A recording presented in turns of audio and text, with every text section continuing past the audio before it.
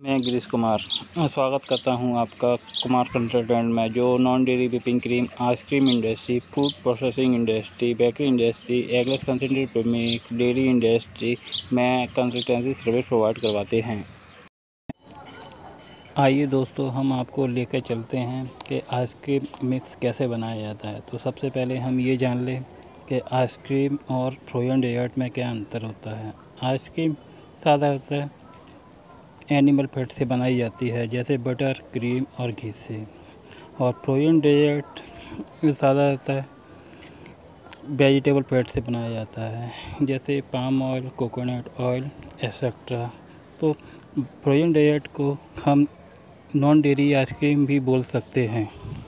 Ice cream बनाने में उपयोग होने वाली सामग्री क्या क्या लगती हैं, इसका भी जानकारी होना हमें बहुत ज़रूरी है। जैसा मैंने पिछले वीडियो में आपको बता ही दिया है कि आइसक्रीम में उपयोग होने वाला सामग्री क्या क्या होती है, जैसे शुगर, ग्लूकोज, स्टेबलाइजर एमल्सीफायर, बटर या क्रीम या वेजिटेबल फैट, और पानी और लिक्विड ग्लूकोज। तो सबसे पहले हम पास्चराइजिंग टैंक में 60 किलो पानी लेते हैं और उसको गर्म करते हैं जब तक कि उसका टेम्परेचर 40 से 45 डिग्री तक ना आ जाए। जब उसका टेम्परेचर 45 डिग्री आ जाए तब उसमें हम 14 किलो चीनी तथा 350 ग्राम स्टेबलाइजर एमल्सीफायर मिक्स करके डाल देते हैं तथा उसको घुलने देते हैं और देखते हैं कि कहीं उसमें डेले तो नहीं बन रहे हैं। जब शुगर और स्टेबलाइजर एमल्सीफायर पूरी तरह मिक्स हो जाए तो हम उसमें 4 किलो लिक्विड ग्लूकोज डाल देते हैं तथा उसका टेम्परेचर 55 डिग्री तक आने के लिए छोड़ देते हैं।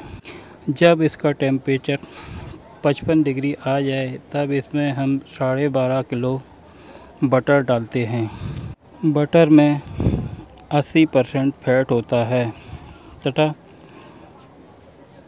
20% में लैक्टोज और सॉल्ट्स रहते हैं। जब बटर पूरी तरह घुल जाए तो इसका टेम्परेचर हम बढ़ाना शुरू करते हैं, जो 72 से 75 डिग्री के बीच में पहुंचने के बाद हम इसको जब इसका टेम्परेचर 72 से 75 डिग्री के बीच पहुंच जाता है तो इसको आधा घंटे के लिए होल्डिंग के लिए छोड़ देते हैं। जब आधा घंटे की होल्डिंग कंप्लीट हो जाए तब इसका हम होमोजेनाइजेशन शुरू करते हैं। होमोजेनाइजेशन के लिए हमें सबसे पहले 2 स्टेज का होमोजेनाइजर की ज़रूरत होती है। डबल स्टेज होमोजेनाइजर की इसलिए ज़रूरत होती है कि पहला जब हम होमोजेनाइज करते हैं फर्स्ट स्टेज में इसको 500 psi तक ले जाते हैं तथा दूसरे psi में हम इसको 1500 या 2000 psi पर ले जाते हैं तथा टोटल 2500 psi पे हम आइसक्रीम का होमोजेनाइजेशन करते हैं। होमोजेनाइजेशन प्रोसेस इसलिए ज़रूरी होती है कि हमारे जितना भी हम आइसक्रीम मिक्स में इंग्रेडिएंट डाले हैं वो सही तरीके से मिक्स हो जाए और तथा वो सारा मटेरियल एक साइज में होमोजेनाइज होके निकलने लगे। होमोजेनाइजेशन के बाद इसको हम PHE से निकालते हैं। PHE इसके टेम्परेचर को 72 से 75 डिग्री से घटाकर इसको 20 से 25 डिग्री पर ला देता है। PHE भी 2 स्टेज में इसको ठंडा करता है। पहले स्टेज में इसका टेम्परेचर 35 से 40 डिग्री लाता है तथा दूसरे स्टेज में इसका टेम्परेचर 15 से 20 डिग्री तक ला के छोड़ देता है। अब हम सारे आइसक्रीम मिक्स को एजिंग टैंक में इकट्ठा करते हैं। अब इस एजिंग टैंक में जब आइसक्रीम मिक्स इकट्ठा हो जाता है तो इसकी 4 से 6 घंटे तक एजिंग करते हैं। एजिंग करना आइसक्रीम मिक्स के इसलिए ज़रूरी होता है कि इसमें उपस्थित शुगर पार्टिकल, प्रोटीन पार्टिकल एक दूसरे में कोआगुलेट हो जाए तथा मिल्क प्रोटीन का हाइड्रेशन होकर टेस्ट और फ्लेवर को एनहेंस कर दे। जब इसकी 4 से 6 घंटे बाद एजिंग कंप्लीट हो जाती है तब हम इसे फ्लेवरिंग टैंक में डालते हैं। फ्लेवरिंग टैंक में डालने के बाद हमको जिस फ्लेवर की आइसक्रीम बनानी है वो फ्लेवर फ्लेवरिंग टैंक में ऐड करके मिक्स कर देते हैं तथा इसको कंटिन्यूस फ्रीजर की सहायता से या बैच फ्रीजर की सहायता से जो आपके पास अवेलेबल है उससे आइसक्रीम बनाना स्टार्ट कर देते हैं।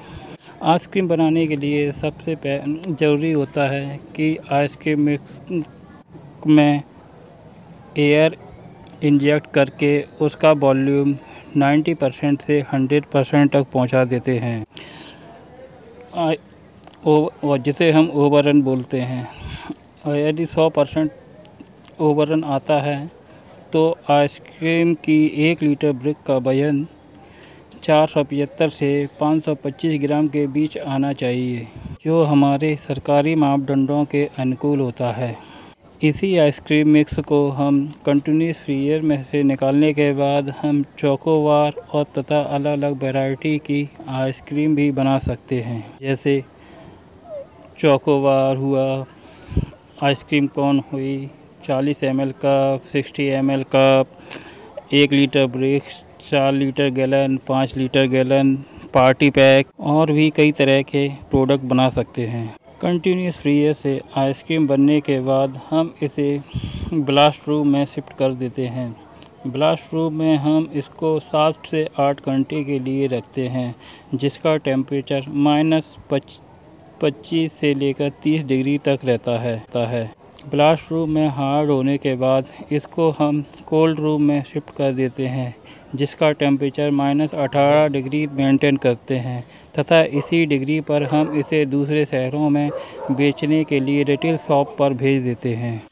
जब इसको रिटेल शॉप पर भेज देते हैं तो ध्यान में रखना होता है कि इसका आइसक्रीम का टेम्परेचर -18 डिग्री मेंटेन होना चाहिए। यदि टेम्परेचर बढ़ जाता है तो आइसक्रीम पिघल जाती है और उसके बाद हम दोबारा इसको -18 डिग्री पर लेकर जाते हैं तो ये दोबारा जम जाती है तथा इसमें आइस क्रिस्टल भी बन जाते हैं। आइस क्रिस्टल बनने का कारण यही होता है कि जब आइसक्रीम पिघल जाती है तथा कम टेम्परेचर मिलने पर दोबारा जमती है तो इसमें जो मिल्क प्रोटीन, शुगर पार्टिकल और पानी पार्टिकल अलग हो जाता है, जिससे पानी का बर्फ में बनना, इसी को हम आइस क्रिस्टल बोलते हैं। इस सारी प्रोसेस को हम हीट शॉक बोलते हैं, जो पिघलने और जमने की टाइम रहता है।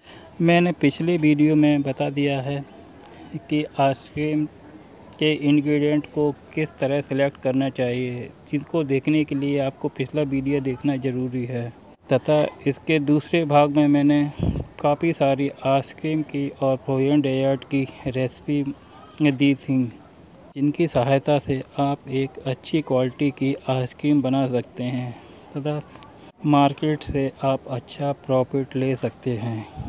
मेरे आने वाले वीडियो को भी ध्यान से देखते रहिए, क्योंकि मैं आने वाली वीडियो में आइसक्रीम में क्वालिटी कंट्रोल लैब में क्या क्या टेस्टिंग होती है उन सभी पर भी वीडियो बनाने वाला हूँ तथा हम कुल्फ़ी की कितनी वैरायटी बना सकते हैं तथा पानी का आइटम कितनी तरह से बना सकते हैं, जिसकी डिटेल में मैं आगे वीडियो बनाऊँगा। इसलिए आप मेरे चैनल के साथ बने रहिए तथा सब्सक्राइब कीजिए तथा अपने दोस्तों को भी फॉरवर्ड कीजिए, जिससे उनको आइसक्रीम बनाने में मदद मिल सके और मार्केट में आप अच्छा प्रॉफिट कमा सके। यदि कोई किसी को आइसक्रीम मिक्स बनाने में या आइसक्रीम से संबंधित कोई समस्या आती है तो मैंने इस वीडियो के साथ में नीचे अपना नंबर दिया हुआ है, उससे कांटेक्ट करके आप पर सलाह ले सकते हैं। और आइसक्रीम इंडस्ट्री में दिन प्रतिदिन क्या क्या बदलाव होते रहे हैं वो उनकी डिटेल भी मैं वीडियो के द्वारा आपको देता रहूँगा। आइसक्रीम को साधारणतः 5 कैटेगरी में बांटा गया है, जो इसके फैट के आधार पर डिपेंड करता है। सबसे पहले नॉन फैट, जो ज़्यादातर विदेशों में चलता है। लो फैट आइसक्रीम, जो भारत में कुछ कंपनियां बनाती हैं रिड्यूस फैट, मीडियम फैट तथा